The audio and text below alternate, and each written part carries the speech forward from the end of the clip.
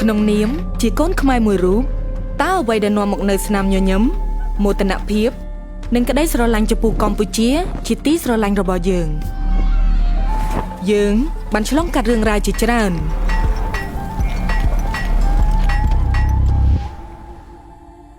យើងមកដល់ទីនេះហើយ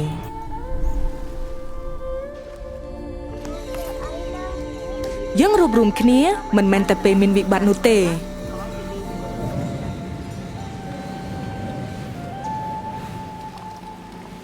យ៉ាងកេញជាកុសលកម្ម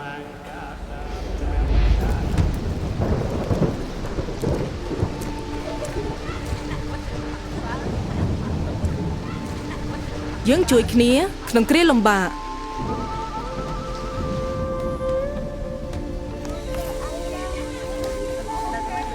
យើងញញឹមរួមគ្នាក្នុងគ្រាសុខសាន្ត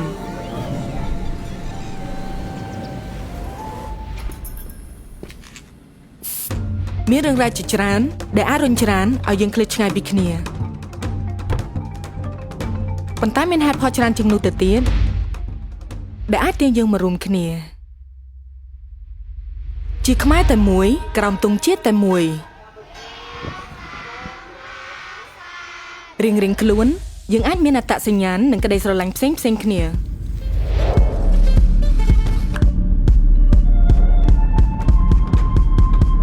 ប៉ុន្តែរួមគ្នាយើងមានអត្តសញ្ញាណនិងក្តីស្រឡាញ់តែមួយជាកូនខ្មែរស្នេហាជាតិកម្ពុជា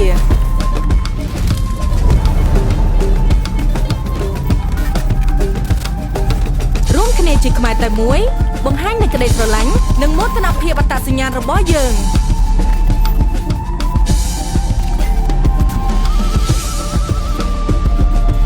ដើម្បីសាទរកម្ពុជា